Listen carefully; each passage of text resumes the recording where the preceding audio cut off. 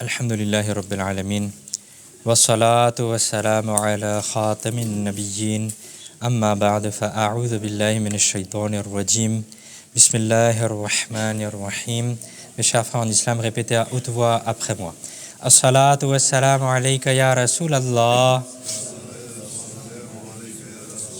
Wa ala alika wa ashabika ya Habiballah. As-salatu wassalamu alayka ya Nabiyallah. Wa ala alika wa ashabika ya Nurallah. Nawaitu sunnat al-i'tikaf. J'ai fait l'intention de la retraite spirituelle surrogatoire en étant dans la mosquée. Mes chers frères en islam, il y a beaucoup de bienfaits à réciter la salat ala nabi, c'est-à-dire le durud sharif sur le bien-aimé prophète sallallahu ta'ala alayhi wa sallam. Il est rapporté dans un hadith que le bien-aimé prophète sallallahu ta'ala alayhi wa sallam a dit: quiconque dit sallallahu ala Muhammad, qu'est-ce qu'il dit? Sallallahu ala Muhammad, a ouvert sur lui-même 70 portes de rahma, 70 portes de miséricorde s'ouvrent pour lui. Et Allah Azza wa Jal mettra son amour dans le cœur des gens, que nul ne nourrira de rancœur contre lui, que personne n'aura de rancœur contre lui, sauf celui dont le cœur contient du nifaq, c'est-à-dire de l'hypocrisie. Donc avec amour, avec respect et honneur pour le prophète alayhi salatu wa salam, récitons une fois cette salat, ce durud sharif sur lui. Sallu ala al-habib, sallallahu ta'ala ala Muhammad, sallallahu alayhi wa sallam.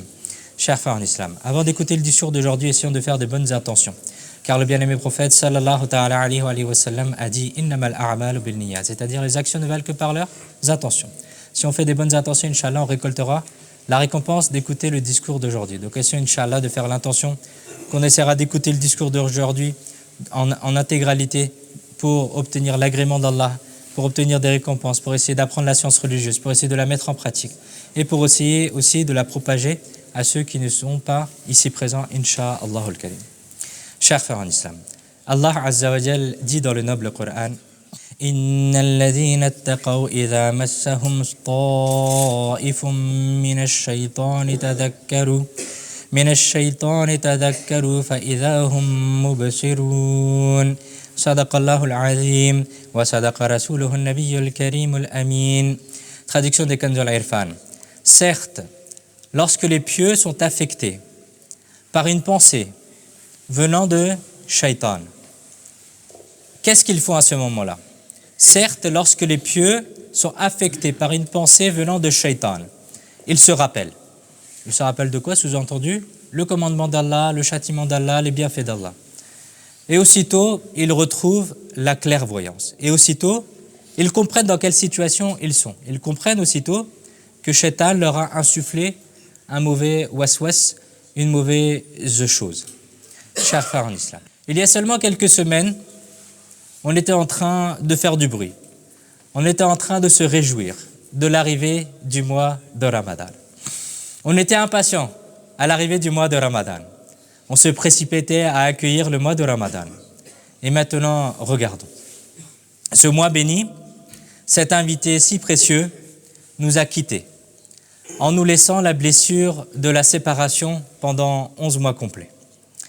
Désormais, ce mois béni reviendra seulement après 11 mois complets.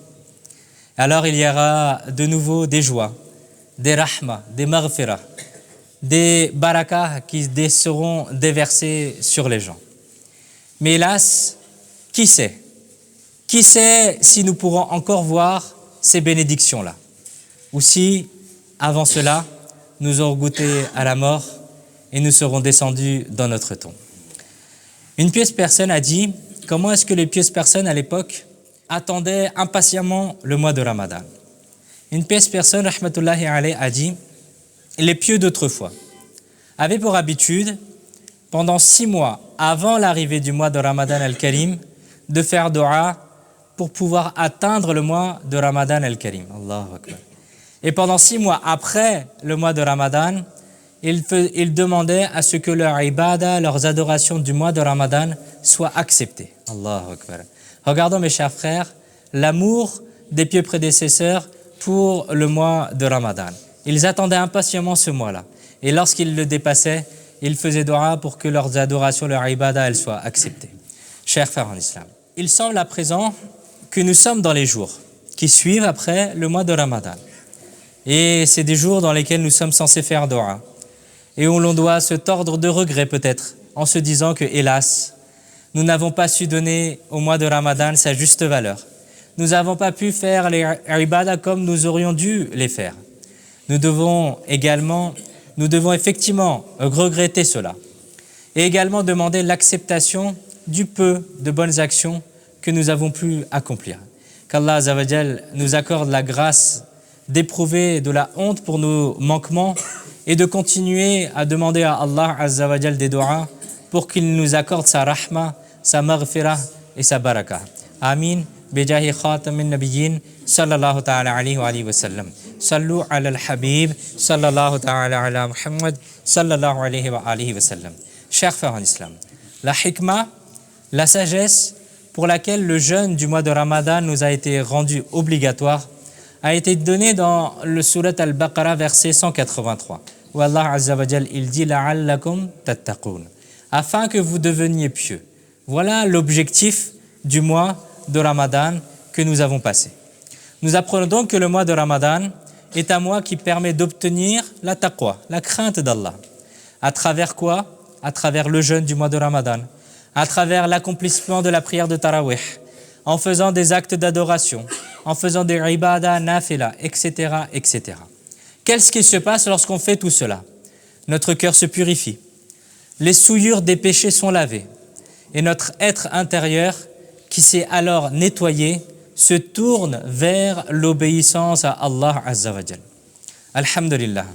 Les bienheureux ont observé les jeûnes du mois de Ramadan, ont accompli les prières de Tarawih et ont fait des actes d'adoration et ont fait des ibadah par de nombreuses fois. Qu'Allah Azza wa Jal agrée nos efforts et qu'Allah Azza wa Jal, par la sadaqa, par le bienfait de ces pieuses personnes qui ont eu la maghfira durant ce mois-là, qu'Allah Azza wa Jal nous accorde à nous aussi la maghfira et qu'il nous accorde à nous aussi la taqwa, la crainte d'Allah. Amin, bijahi nabiyil amin, sallallahu alayhi wa sallam. Sallu ala al-habib, sallallahu ta'ala ala Muhammad, sallallahu alayhi wa alihi wa sallam. Chers frères en islam, au début de ce discours, nous avons eu le privilège, l'honneur d'écouter le verset 201 de Surat Al-A'raf. Dans ce verset sacré, une qualité des gens de la taqwa, parce que c'est ce que l'on a recherché pendant le mois de Ramadan, et c'est ce que nous avons recherché à avoir, la taqwa.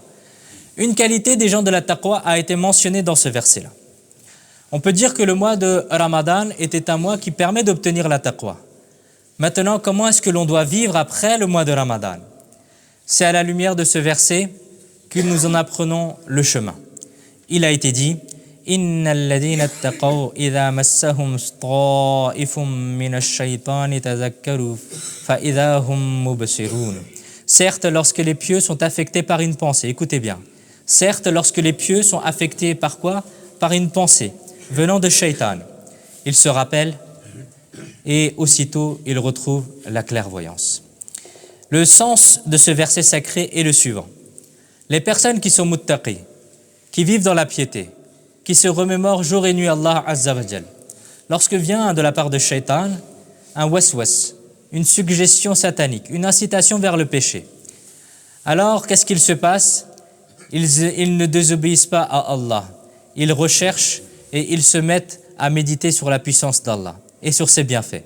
Puis ils se rappellent son châtiment, ils se rappellent sa récompense. Et aussitôt, à ce moment-là, lorsqu'ils se sont remis en question, ces personnes-là s'abstiennent alors de commettre un péché. Chers frères en islam, Shaitan est notre ennemi déclaré. Shaitan est l'ennemi qui nous a juré de nous faire perdre le Jannah, le paradis. Shaitan nous a promis notre perte. Allah Azza wa Jal dit dans le noble Coran, dans Surat Fatir, verset 6, « Inna shaytana lakum aduv » Certes, Shaitan est votre ennemi. Il faut toujours garder à l'esprit cela, que Shaitan est extrêmement pervers.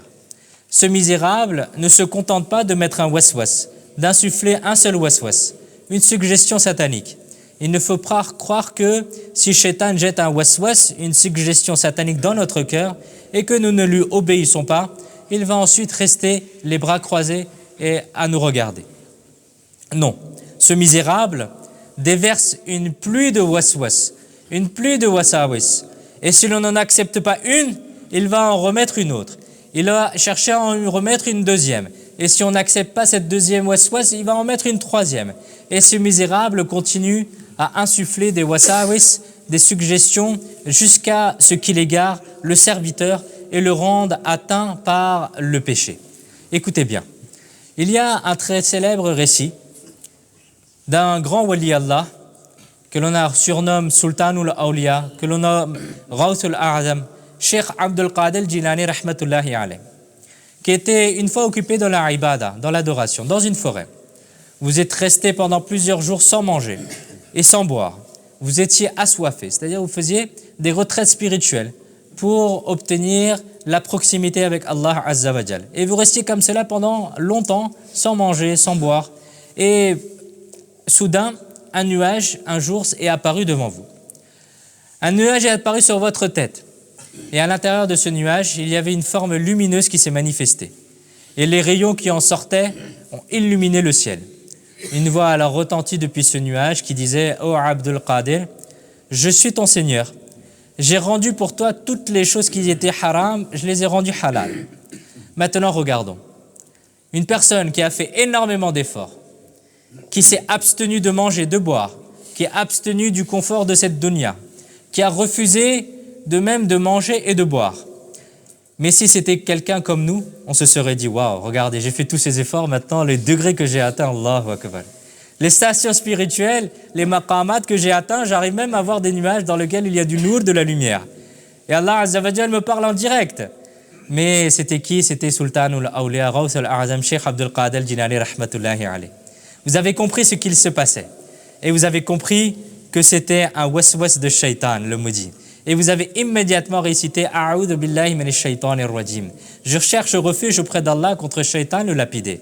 Et à peine vous avez prononcé ces paroles, que la lumière a disparu et le nuage a pris l'aspect d'une fumée. Allahu Akbar. Regardons mes chers frères.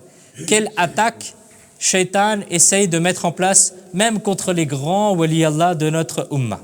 Ghawthul A'zam, Cheikh Abdul Qadir Jilani rahmatullahi alayh, a déjoué et a anéanti le plan de shaitan. Mais shaitan est vraiment très mauvais. Ce malheureux, il n'a pas laissé une occasion pour essayer de faire perdre les gens. Il en a remis une autre derrière. Quelle autre attaque il a remis? Il a dit au Abdul Qadir, j'ai déjà égaré 70 serviteurs vertueux par ce procédé. Allahu Akbar. Regardons shaitan. Il avoue même le crime qu'il a commis. Il a égaré 70 pieux serviteurs simplement à travers ce procédé. Mais il en rajoute, shaitan, en disant, mais c'est ta science religieuse qui t'a sauvé. Allahu Akbar. Cela aussi était une attaque très sévère de shaitan. Mais Ghawthul A'zam, Cheikh Abdul Qadir Jilani rahmatullahi alayh, a également neutralisé cette attaque et a dit « Oh maudit, ce n'est pas mon savoir qui m'a sauvé, mais c'est le fadl, la grâce de mon Seigneur qui m'a sauvé. » Allahu Akbar. Chers frères en islam, regardons à quel point shaitan est maudit. Il ne se fatigue jamais. Il ne rate pas une occasion. Si l'on repousse un de ses waswas, un de ses insufflations, de ses suggestions, il en lance une autre. Et si l'on repousse le deuxième, il en lance même une troisième et il ne s'arrête pas jusqu'à que la personne perde et qu'elle devienne maudite. Il est mentionné dans le noble Coran que lorsque Shaitan a été rejeté de la cour d'Allah, il a aussitôt proclamé être l'ennemi de l'être humain. Allah Azza wa Jal est dit dans Surat Al-A'raf, versets 16 et 17, traduction, « Je m'assiérai très certainement sur ton droit chemin. » Qu'est-ce qui dit ça, Shaitan? « Je m'assiérai très certainement sur ton droit chemin, ô Allah, pour les guetter. » C'est ce que Shaitan a dit à Allah. « Je m'assiérai très certainement sur ton droit chemin pour les guetter. Puis je viendrai certes à eux, par devant et par derrière, par leur droite et par leur gauche. Et tu n'en trouveras pas la plupart reconnaissants. » Allahu Akbar. Ce misérable annonce ouvertement qu'il s'assiera fermement sur le sirat al-mustaqim, sur le chemin droit, sur le chemin de la récitation du Coran, sur le chemin des bonnes actions, sur le chemin de la prière, sur le chemin du jeûne, sur le chemin des bonnes actions, et qu'il frappera les serviteurs par devant, par derrière, par la droite, par la gauche, de toutes parts, et qu'il continuera à égarer les êtres humains. L'imam Muhammad ibn Muhammad al-Ghazali rahmatullahi alayh a signalé dans son livre Minhajul Abidin 6 manœuvres de Shaitan. Écoutez bien, comment Shaitan il essaye de pousser l'être humain vers les péchés. Il n'attaque pas directement forcément. Qu'est-ce qu'il fait en premier? D'abord, Shaitan, il va empêcher la personne de faire la ibada. Par exemple, l'appel à la prière a été retenti, le adhan a eu lieu. Une personne veut faire ses ablutions pour faire la prière, mais Shaitan va lui mettre dans le cœur, laisse tomber, n'y va pas. Allah Azza wa Jalla est celui qui pardonne, tu feras plus tard. Même si tu n'accomplis pas la prière, tu seras tout de même pardonné. Si par la grâce d'Allah, la personne neutralise ce waswas de Shaitan, alors un deuxième waswas, Shaitan met en place. Regardez ce que l'imam Al-Ghazali rahmatullahi alayh a dit. Deuxième fois, Shaitan recourt à une deuxième ruse. Et il dit, très bien, tu l'accompliras un peu plus tard dans ce cas-là si tu veux vraiment la faire. Quelle est l'urgence de faire ta prière dès maintenant? Tu commenceras même demain. Mais si, par le fadl, par le bienfait, par la grâce d'Allah, l'homme neutralise ce waswas de Shaitan, autrement dit, si la personne, elle commence à faire sa prière, alors Shaitan met en place une troisième ruse. Shaitan porte une troisième attaque et dit, accomplis vite cette prière, accomplis vite cette bonne action. Tu as encore tellement de choses à faire, dépêche-toi. Et si le serviteur met aussi cette attaque en échec, alors l'imam Al-Ghazali rahmatullahi alayhi, il décrit la quatrième attaque de Shaitan. Shaitan, en portant une quatrième attaque, met dans le cœur l'idée de l'ostentation, le fait de se montrer devant les gens. Il dit, regarde comment tu accomplis bien la prière, Allahu Akbar, comment tu fais bien ta prière. Les gens en te voyant feront grandement ton éloge. Les gens, ils parleront de toi en bien. Regarde, fais bien la prière, les gens te regardent. Si le serviteur neutralise aussi ce waswas de Shaitan et adopte le ikhlas, la sincérité, que l'on fait l'action uniquement pour Allah Azza wa Jal, alors Shaitan met en place une cinquième ruse. Qu'est-ce qu'il fait? Shaitan atteint le serviteur d'autosatisfaction. Il est content de lui-même. Et il met dans le cœur le sentiment suivant que quelle grande piété tu as, regarde-toi. Tu es rempli de ikhlas, de sincérité. Regarde-toi comment tu es. Et dire qu'il n'y a... Et ensuite, lorsqu'il met cela dans le cœur, le serviteur doit aussi neutraliser ce waswas et dire qu'il n'y en a en cela aucun mérite devant cela. Cela n'est la pure grâce que de Allah. Ensuite, lorsque Shaitan est battu dans ce combat-là, l'imam Al-Ghazali rahmatullahi alayhi explique la sixième ruse de Shaitan. Ensuite, Shaitan lance une sixième attaque. L'imam Al-Ghazali rahmatullahi alayhi a écrit que c'est là une attaque extrêmement dangereuse de Shaitan. Ce malheureux dit, oui, continue à faire tes ibadah en secret, devant personne. Allah Azza wa Jal te rendra célèbre parmi les gens. Dans ce waswas de Shaitan, il y a en apparence une incitation au ikhlas, à la sincérité. Mais en réalité, elle dépose discrètement dans le cœur le désir d'être connu et reconnu parmi les gens. À ce moment-là, le serviteur doit dire « Ô misérable, je suis un serviteur et mon rôle est la servitude d'Allah. Je continuerai à adorer mon Seigneur. Ensuite, cela relève d'Allah Azza wa Jal. S'il veut m'accorder les honneurs ou s'il veut, il ne me l'accordera pas. » Chers frères en islam, regardons combien Shaitan est maudit et misérable. Il ne s'agit pas simplement du fait qu'il nous insuffle un waswas, une suggestion satanique, et que si nous refusons de lui obéir, il se retire ensuite pour rester en arrière. Non, il continue sans cesse à égarer. Il continue dans sa promesse, il n'arrête jamais. Le verset sacré a ainsi indiqué ce mauvais trait de Shaitan. Il est dit « Idha massahum ta'ifum min ash-shaytan » Autrement dit, telle est cette noble et pure qualité des gens de la taqwa.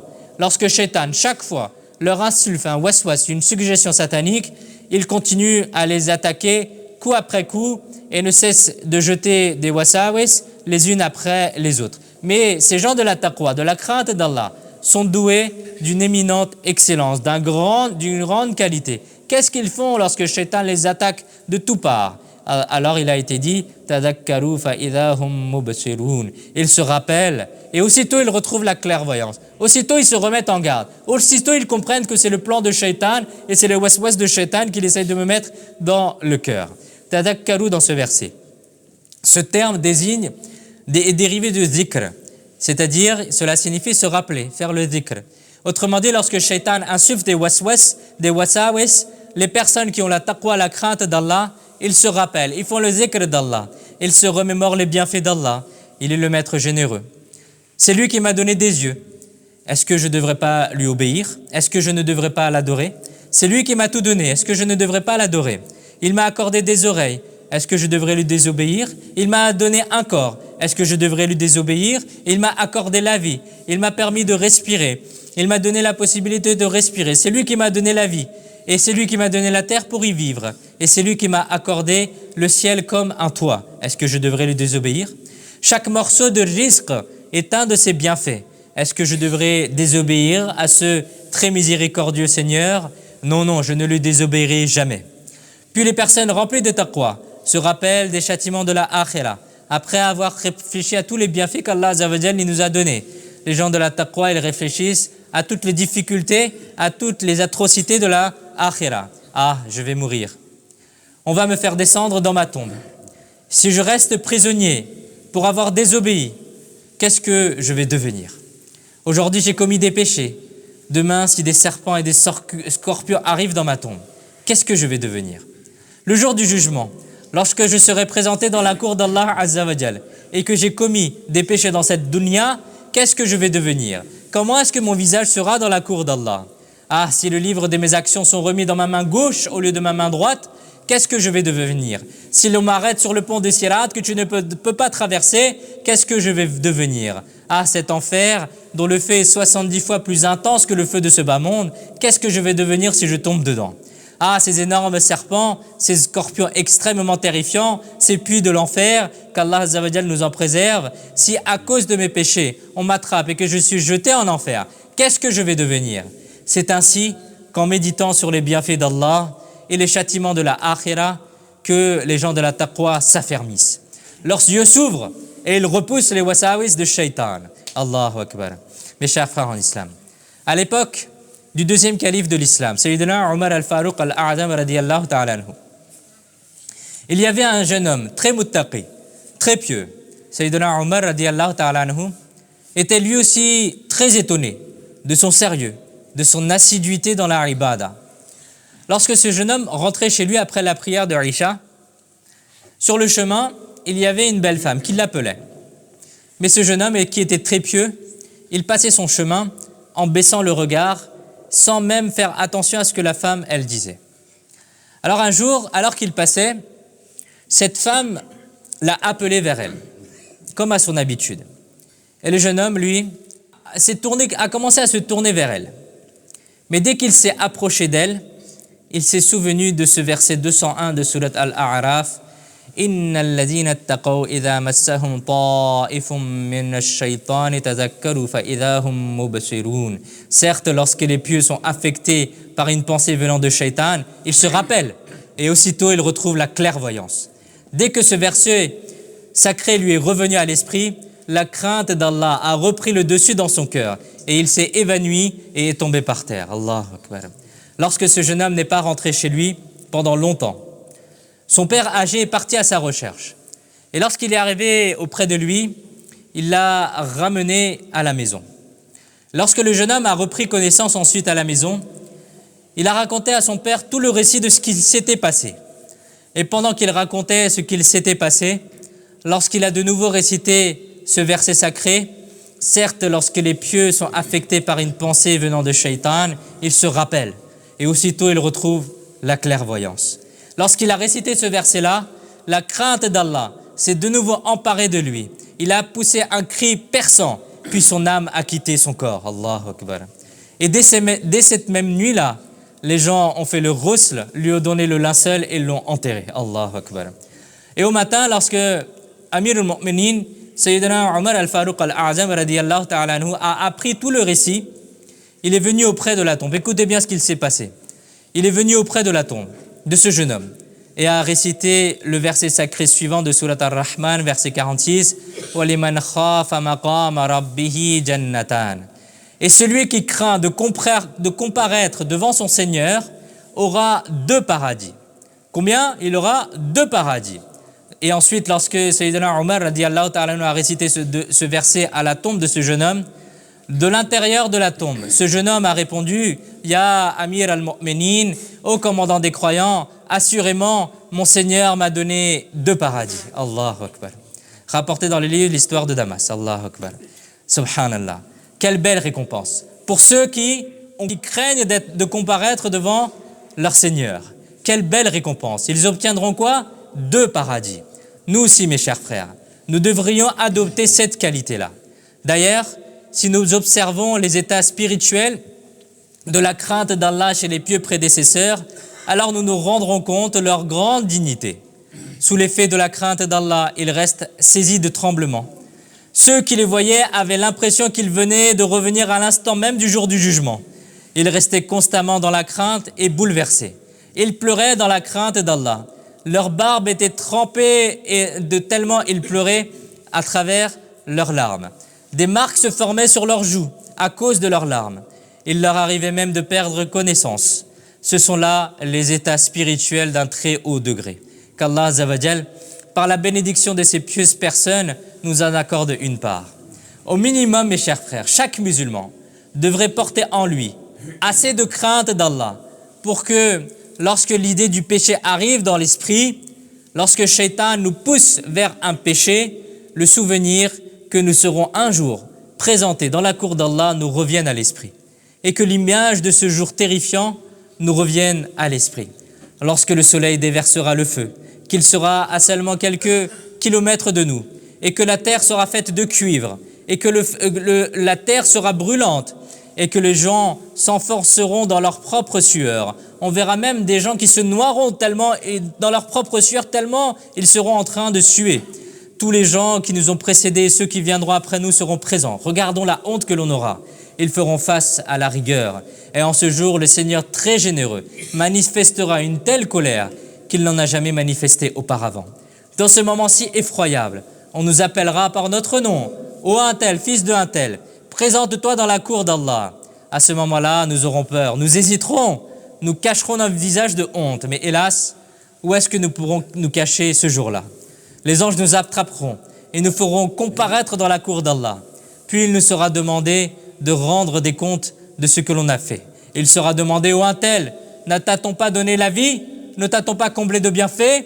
Le message de la vérité ne t'est-il pas parvenu? Alors pourquoi as-tu commis des péchés? Qu'est-ce que nous pourrons répondre à ce moment-là? Hélas, nous serons remplis de honte, sans aucune force pour pouvoir dire un seul mot. Hélas, si à cet instant, le Seigneur très généreux manifeste son courroux, sa colère, nous punit pour nos péchés et ordonne que l'on soit jeté en enfer, qu'est-ce que l'on deviendra? Chers frères en islam, ceci est une représentation du moment où nous devrons nous présenter dans la cour d'Allah. Ah, si chaque fois que notre cœur s'incline vers le péché, cette représentation de notre comparution devant Allah dans la cour d'Allah nous revenait à l'esprit. Si le fait de nous tenir dans la cour de notre Seigneur le très miséricordieux nous revenait en mémoire, alors nous pourrions par crainte et par pudeur envers notre Seigneur réussir à renoncer au péché. Si nous obtenions au moins une telle crainte d'Allah, notre vie pourrait s'embellir. C'est bien cette crainte pour laquelle la promesse de 2 paradis a été faite à celui qui craint d'être présenté dans la cour d'Allah. Chers frères en islam, telle était la noble habitude des awliya Allah, des amis d'Allah. Ils adoptaient le tadakkur, le rappel, c'est-à-dire qu'ils préservaient leur cœur de la ghafla, de l'insouciance, et ils restaient plongés dans le dhikr d'Allah, dans le souvenir d'Allah, et dans le souvenir de ses bienfaits, et dans le souvenir de ses châtiments. Sayyidina Ibrahim at-Taymi rahmatullahi alayhi a dit, une fois, j'ai imaginé que j'étais en enfer, enchaîné par des chaînes de feu, en train de manger un arbre épineux et venimeux et de boire le pu des gens de l'enfer. Qu'Allah Azza wa Jalla nous en préserve. Après ces représentations, Sayyidina Ibrahim at-Taymi rahmatullahi alayhi a dit, j'ai interrogé mon âme. Je me suis demandé à moi-même, dis-moi, qu'est-ce que tu veux? Le châtiment de l'enfer ou en être délivré? Alors mon âme a répondu, je veux la délivrance. C'est pourquoi je veux retourner dans le bas monde, dans la dunya, et accomplir des actes grâce auxquels je pourrais être délivré de cet enfer-là. Ensuite, Sayyidina Ibrahim at-Taymi rahmatullahi alayhi dit que j'ai imaginé le paradis. J'ai imaginé que j'étais au paradis et que j'en mangeais les fruits et que je buvais des breuvages des rivières du paradis et que je rencontrais les houris. Après ces représentations, j'ai demandé à mon âme, qu'est-ce que tu désires? Le paradis ou l'enfer? L'âme a dit, le paradis. C'est pourquoi je vais aller dans le bas monde et y accomplir des bonnes œuvres afin d'obtenir les magnifiques bienfaits du paradis. Alors j'ai dit à mon âme, je me suis dit à moi-même, pour l'instant, tu disposes d'un répit. C'est-à-dire, ô mon âme, à présent, c'est à toi-même de déterminer le chemin que tu veux prendre. Faut-il te réformer pour entrer au paradis ou te corrompre pour aller en enfer? À présent, agis en conséquence par rapport à cela. Subhanallah. Regardons mes chers frères. Comment était la manière de réfléchir des pieux serviteurs d'Allah? Ils se rappelaient à eux-mêmes les bienfaits d'Allah et se rappelaient aussi les châtiments d'Allah. C'est comme cela qu'ils restaient constamment occupés à s'efforcer d'éviter les péchés. Sayyidina Ibrahim ibn Adham, rahmatullahi alayhi, qui a été un très grand wali Allah. Une fois, un homme s'est présenté à vous et vous a dit, ô mon maître, il m'arrive de commettre beaucoup de péchés. Indiquez-moi un remède pour éviter les péchés. Alors Sayyidina Ibrahim ibn Adham, rahmatullahi alayhi, a répondu, écoutez bien, et retournons à cette leçon-là pour aujourd'hui, Inch'Allah. Il dit, lorsque tu as la ferme résolution, la ferme intention de commettre un péché, alors arrête de consommer le risque d'Allah. Alors cet homme a demandé avec étonnement, ô mon maître, quel conseil vous me donnez là? Comment cela pourrait être possible? Puisque c'est lui le Razzaq, le pourvoyeur, si je remonte à son risque, alors de qui est-ce que je mangerai le risque? Alors Sayyidina Ibrahim ibn Adham, rahmatullahi alayhi, a répondu, regardez, comme il est grave de consommer le risque d'Allah et de lui désobéir en même temps. Puis Sayyidina Ibrahim ibn Adham, rahmatullahi alayhi, a donné un deuxième conseil. Chaque fois que vous avez l'intention de commettre un péché, sortez du royaume d'Allah. Alors cet homme a répondu, ô mon maître, comment cela pourrait-il être possible? À l'est, à l'ouest, au nord, au sud, où que j'aille, de quel côté je me tourne, je ne trouve que le royaume d'Allah. Comment pourrais-je donc sortir du royaume d'Allah? Alors Sayyidina Ibrahim ibn Adham, rahmatullahi alayhi, a dit, regardez, quelle chose détestable que d'habiter dans le royaume d'Allah et de le désobéir ensuite. Sayyidina Ibrahim ibn Adham, rahmatullahi alayhi, a ensuite donné le troisième conseil. Lorsque vous avez une intention ferme et que vous dites qu'à présent vous allez forcément commettre un péché, alors cachez-vous de telle sorte qu'Allah Azza wa Jal ne puisse vous voir. Alors l'homme a répondu, ô mon maître, comment cela serait-il possible? Comment serait-il possible que Allah ne nous voit pas alors qu'il connaît même l'état de nos cœurs?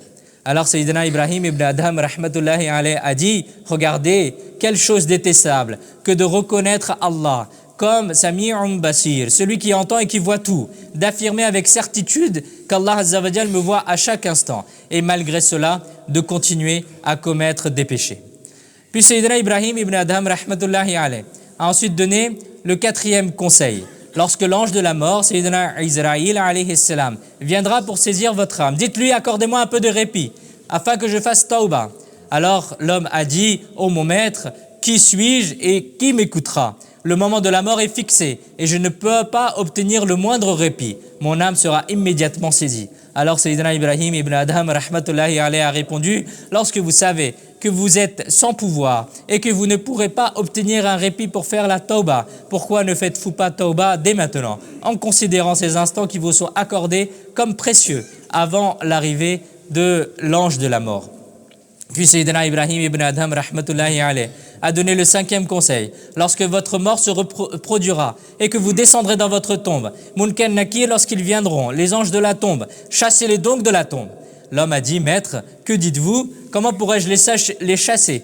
Où aurais-je une telle force? Alors Sayyidina Ibrahim ibn Adham, rahmatullahi alayhi, a répondu, puisque vous ne pouvez pas les chasser, à part pourquoi ne préparez-vous pas dès maintenant les réponses à leurs questions? Et en donnant le sixième et dernier conseil, Sayyidina Ibrahim ibn Adham, rahmatullahi alayhi, a dit, si au jour du jugement, il est décrété que vous irez en enfer, alors dites, je n'y vais pas.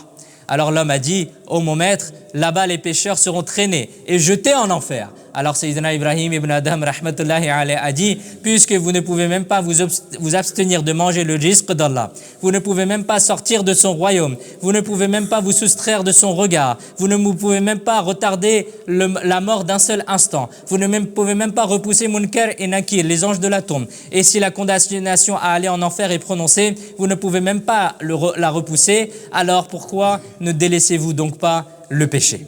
Le parfum spirituel de ces six points est entré dans le cœur de cette personne et a profondément marqué cette personne. Et en pleurant à chaudes larmes, elle a accompli une tauba sincère de tous ses péchés et est demeurée fermement jusqu'à son dernier souffle loin des péchés. Nous apprenons donc que le tazakkur, le rappel, c'est-à-dire le fait de se remémorer les bienfaits d'Allah et de méditer sur son châtiment comme sanction des péchés, est le meilleur remède pour se préserver des wasawis de shaitan. Alors après le mois de Ramadan, prenons désormais une ferme résolution et adoptons durablement cette habitude dans notre vie. Chaque fois que shaitan nous insuffle des wasawis, qu'il multiplie les wasawis et s'obstine à nous pousser vers le péché, rappelons-nous d'Allah. Rappelons-nous le paradis et l'enfer, et en nous remémorant les bienfaits d'Allah, appliquons-nous de toutes nos forces à nous préserver des péchés. Qu'Allah Azza wa Jal nous permette de mettre cela en pratique et de le propager aux autres. Amin. Bijahi Nabil Yamin. Sallallahu ta'ala alayhi wa sallam. Sallu ala al-Habib. Sallallahu ta'ala ala Muhammad. Sallallahu alayhi wa sallam.